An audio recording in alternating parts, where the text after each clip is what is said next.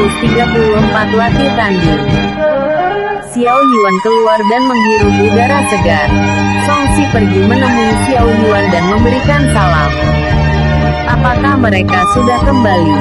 tanya Xiao Yuan dengan santai. Ketiga nona sudah kembali dan sedang minum teh di halaman belakang. Nyonya Huyan menitipkan pesan untuk tuan muda agar segera pergi ke kediaman keluarga Xiao. Song Si menyampaikan pesannya. Song Si memberikan token pemindahan kepada Xiao Yuan yang akan langsung menuju ke tempat keluarga Xiao. "Kalau begitu aku besok akan berangkat ke sana dan membawa mereka bertiga." Xiao Yuan menyimpannya dan berkata, "Oh, Chen Jian saat ini berada di Sekte Langit. Kirim orang tambahan di tingkat penciptaan untuk pergi ke sana dan sedikit membantu." "Baik, saya akan segera mengaturnya." Song Si memberi hormat dan mundur. Xiao Yuan pergi ke halaman belakang dan melihat mereka bertiga sedang duduk minum teh. Pakaian mereka terlihat baru dan sangat cantik. Xiao Yuan akhirnya dapat bernapas lega melihat mereka yang akur. Xiao Yuan berjalan ke depan dan berkata, "Sepertinya kalian cukup bersenang-senang dan melupakanku." Qin Yue tersenyum dan berkata, "Kau adalah pria yang sangat sibuk. Bahkan kau sendiri tidak memiliki waktu untuk menemani kami." Lei Yunting dan Kailin mengangguk bersamaan dan setuju dengan perkataan Qin Yue. Namun mereka juga tidak bisa menyalahkan Xiao Yuan karena tanggung jawabnya terhadap menara pil yang sangat besar. Xiao Yuan duduk di samping Qin Yue dan meraih pinggangnya. "Baiklah. Ini salahku dan aku meminta maaf. Besok kita akan pergi ke keluarga Xiao. Aku berencana untuk mengenalkan kalian kepada mereka dan menemani kalian sepanjang waktu. Apakah itu cukup?" "Itu lebih baik." Lei Yunting sama sekali tidak keberatan dengan hal ini. Kailin terlihat bersemangat dengan hal ini dan cukup penasaran dengan keluarga Xiao. Dia sudah mendengar desas-desus tentang ketiga keluarga besar dan ingin tahu orang-orang seperti apa mereka. Qin Yue tersenyum dan berkata, "Itu masih belum cukup. Jika kau ingin dimaafkan maka kau harus memenuhi keinginan kami." "Memangnya apa yang kalian mau?" tanya Xiao Yuan dengan penasaran. Mereka bertiga saling memandang dan tersenyum penuh arti. "Kami ingin melakukan latih tanding denganmu." Xiao Yuan membuka matanya dan berkata, "Hei, ini sulit. Kultivasi kalian masih berada di bawahku dan aku tidak bisa memukul kalian. Oh ayolah. Biarkan kami melihat seberapa jauh perbedaan antara kau dan aku." Lei Yunting berkata dengan santai. "Terima saja." Mereka berdua sudah menantikan hal ini. Kailin mencoba untuk membuat Xiao Yuan menerima pertarungan ini. Ini tidak akan seru jika tidak ada taruhan." Xiao Yuan memiliki ide yang bagus. "Lalu, buat taruhannya," jawab Lei Yunting dengan dingin. Xiao Yuan tersenyum dan berkata, "Jika kalian setuju untuk tidur di satu ranjang bersama denganku, maka aku akan menyetujuinya." "Jahat." Kailin memalingkan wajahnya dan malu. "Bajingan mesum." Lei Yunting dan Qin Yue mengutuk Xiao Yuan dengan kesal. "Kenapa? Apakah kalian tidak berani?" Xiao Yuan mengangkat bahunya. Lei Yunting mengerutkan keningnya dan berkata, "Mari lakukan dan bagaimana aturan mainnya?" "Singkat saja. Jika kalian bisa memberikan luka padaku maka kalian yang akan menang dan aku akan melakukan apapun yang kalian inginkan." Xiao Yuan membuat aturannya. Qin Yue mengangguk ke arah Lei Yunting dan memintanya untuk menyetujuinya. Xiao Yuan memang kuat namun Qin Yue sudah pernah melihat caranya bertarung. Seharusnya akan mudah jika memberikan goresan kecil. Kailin sendiri tidak ikut dalam latih tanding karena dia tidak terlalu pandai seperti Qin Yue atau Lei Yunting. Namun dia juga harus ikut bertaruh dalam hal ini. Kami setuju. Bisa mulai sekarang? Tanya mereka dengan senyum di wajahnya. Xiao Yuan membungkus mereka bertiga menggunakan ki miliknya dan membawa mereka ke dunia liontin emas. Mereka berdiri di lapangan yang luas dan Xiao Yuan tidak akan mau untuk kalah. Majulah. Xiao Yuan meminta mereka untuk menyerang. Aura dingin mulai terasa di punggung Xiao Yuan dan Lei Yunting dengan cepat sudah berada di belakangnya. Pedang di tangannya mulai berdengung dan Lei Yunting mengayunkannya ke arah Xiao Yuan. Asteris. Pedang itu menebas punggung Xiao Yuan dan membuat Lei Yunting sangat terkejut. Xiao Yuan tidak mencoba untuk menghindar dan Lei Yunting takut bahwa hal ini akan memberikannya luka yang parah. Namun tidak ada darah yang keluar dan sosok Xiao Yuan berubah menjadi bayangan hitam. Tiba-tiba sebuah tangan menepuk pundak Lei Yunting dan berkata, "Kejam sekali. Kau bisa saja memberikan luka yang sangat jelas dengan pedangmu itu." Lei Yunting mendesak sumber origin ki miliknya dan perlahan tangan kanan Xiao Yuan yang berada di pundaknya membeku. Namun Xiao Yuan hanya tersenyum dan menghancurkan es itu dengan origin ki miliknya. Episode sebelumnya. Bab 233 Rahasia Besar Wilayah Terlarang. Episode berikutnya. Bab 235 Kerjasama dan Rencana. Aura hitam menyelimuti tubuh Xiao Yuan dan dia bergegas mundur. Sebuah anak panah yang ditembakkan oleh Qin Yue mengejarnya dan Xiao Yuan menangkis semuanya dengan pedang Dewa Petir. Qin Yue melesat ke arah Xiao Yuan dan menggunakan pedangnya. Lei Yunting juga melakukan hal yang sama dan mereka berdua menyerang Xiao Yuan di kedua sisi yang berbeda. Kailin yang melihat hal ini mulai mempelajari gaya bertarung dari mereka. Walaupun dia hanya seorang alkemis namun mulai saat ini dia harus belajar lebih banyak dalam pertarungan. Xiao Yuan tersenyum dan berlari ke arah Lei Yunting. Kedua pedang mereka saling bertemu dan Xiao Yuan menahannya dengan baik.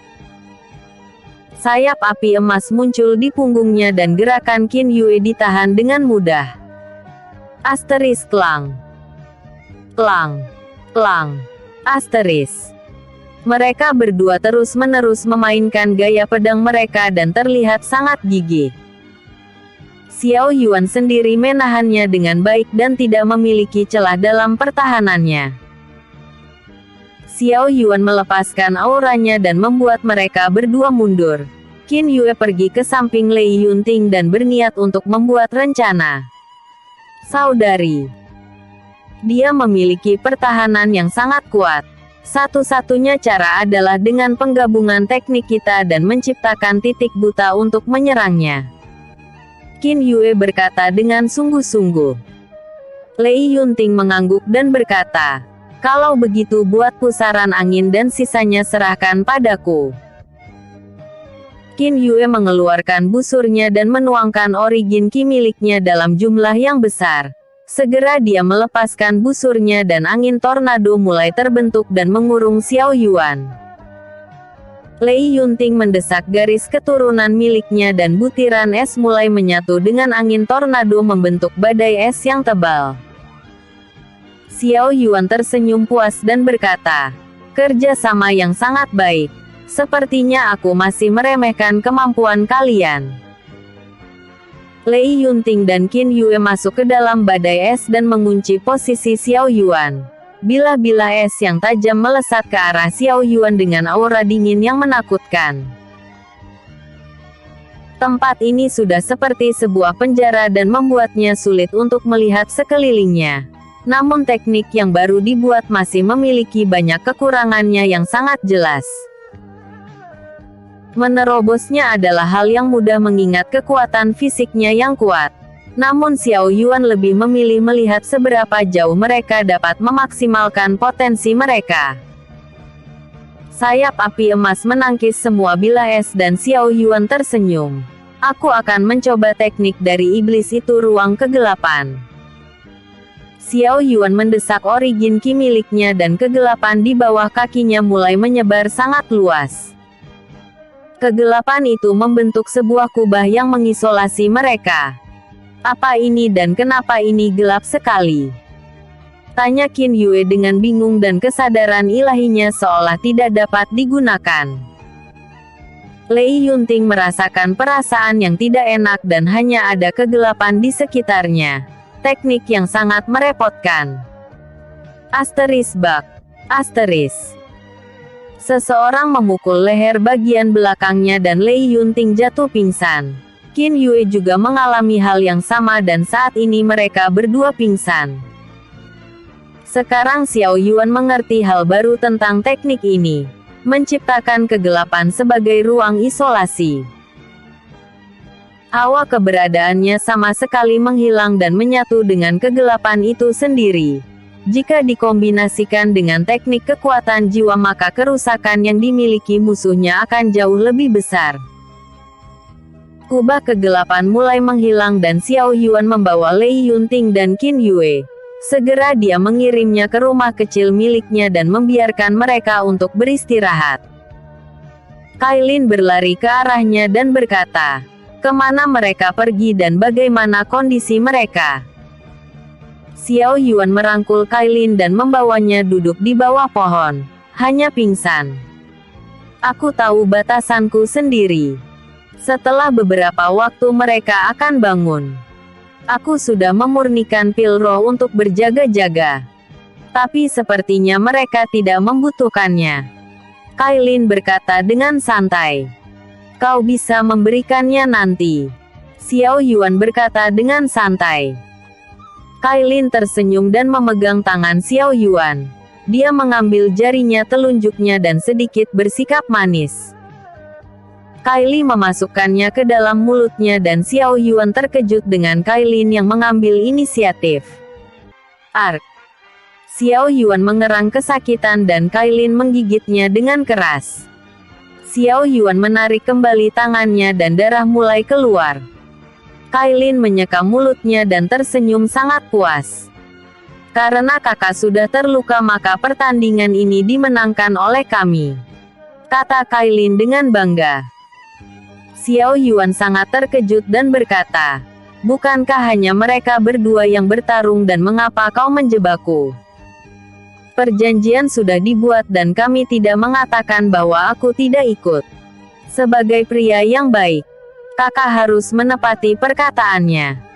Kailin tersenyum dan sangat puas dengan rencana kecilnya. Persetan dengan pria yang baik. Xiao Yuan menerjang Kailin dan mulai melakukan sedikit hukuman. Episode sebelumnya. Bab 234 Latih Tanding. Episode berikutnya. Bab 236 Barisan Wanita Cantik. Keesokan harinya mereka bertiga merias dirinya bersama-sama dan bersiap untuk berangkat ke keluarga Xiao. Xiao Yuan mengenakan set pakaian yang baru dan menunggu mereka di depan. Dia tidak mengkhawatirkan mereka sama sekali. Lei Yunting dan Qin Yue berada di tingkat penciptaan lapisan kedua dan setengah sumber ki mereka sudah berubah menjadi origin ki. Sedangkan Kailin berada di tingkat penciptaan lapisan pertama. Kekuatan mereka sudah dapat disetarakan dengan tetua keluarga besar. Mungkin semua orang akan terkejut dengan barisan wanita yang kuat ini. Jadi Xiao Yuan tidak sabar menantikan ekspresi mereka. Han Jun memberikan sebuah slip giok kepada Xiao Yuan dan hal ini membuatnya sangat terkejut. Kabar tentang hancurnya benua Tianxuan sudah menyebar dan sepertinya keluarga besar akan segera mengumpulkan kekuatan untuk melakukan diskusi besar. Slip giok ini adalah undangannya dan pembahasan ini akan dimulai di Sekte Keadilan milik keluarga Yun. Sepertinya prediksi ketua memang sangat tepat. Mereka akan memulai persiapan besar dan mungkin akan pergi ke benua Tianxuan dengan kekuatan besar, kata Han Jun dengan serius. Yah. Siapa yang tahu kalau hal ini juga akan mengejutkan mereka. Aku akan menyerahkan menara pil ini kalian. Song Si dan Sietan akan mengurus keamanan kalian. Xiao Yuan berkata dengan jujur. Song Si dan Sietan tidak keberatan dengan hal ini dan akan melakukan tugas sebaik mungkin.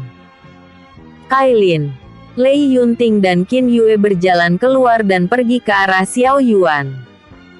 Penampilan mereka yang sangat cantik membuat semua orang di sana merasa kagum. Pasukan bayangan yang berada di belakang mengalihkan wajah mereka dan tidak berani menatap wanita yang akan menjadi istri tuan mereka. Sudah selesai? Tanya Xiao Yuan dengan santai. Qin Yue memeluk Xiao Yuan dari belakang dan berkata, kami sudah berpamitan dengan Fu San dan Fu Ling akan ikut bersama. Kapan kita akan berangkat?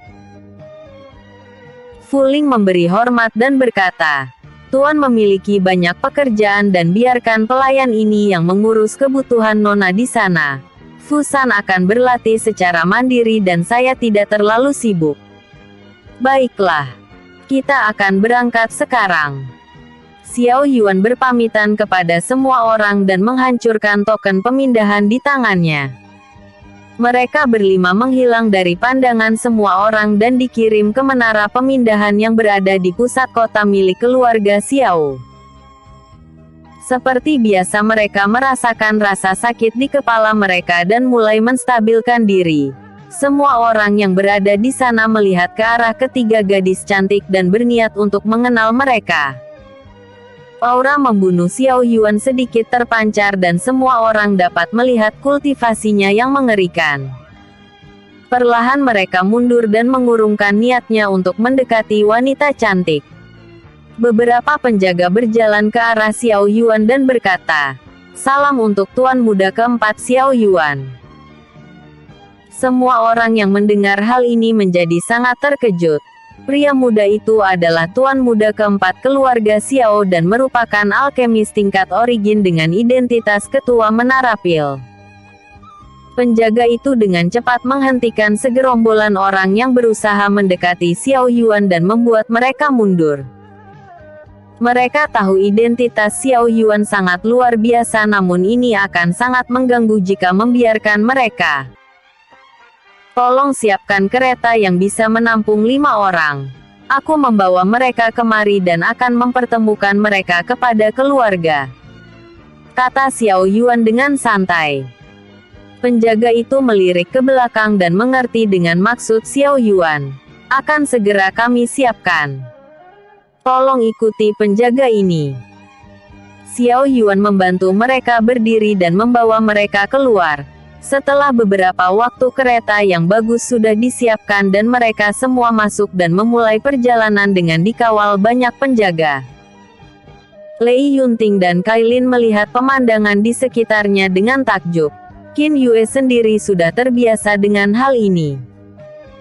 Walaupun ini adalah kali pertama dia pergi ke tempat keluarga Xiao. Namun ini bukan kali pertama dia pergi ke kota. Setelah beberapa waktu akhirnya mereka sampai di pintu masuk di kediaman keluarga Xiao. Di sana sudah ada Xiao Kang dan Xiao Dong yang menunggu kedatangan Xiao Yuan. Xiao Dong melihat kereta berhenti di depannya dan buru-buru berlari untuk membukanya. Lama tidak bertemu adik. Xiao Kang juga tiba-tiba sangat terkejut melihat sekumpulan wanita cantik di dalam kereta. Qin Yue mungkin sudah dia kenal.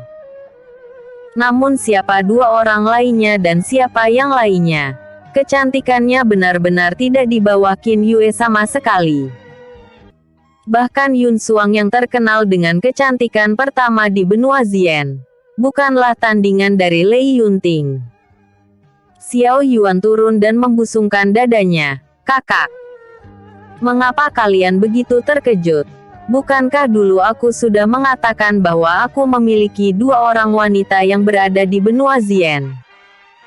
Karena mereka sudah berada di sini jadi aku bermaksud memperlihatkannya kepada keluarga.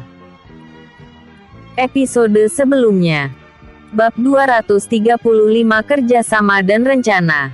episode berikutnya. Bab 237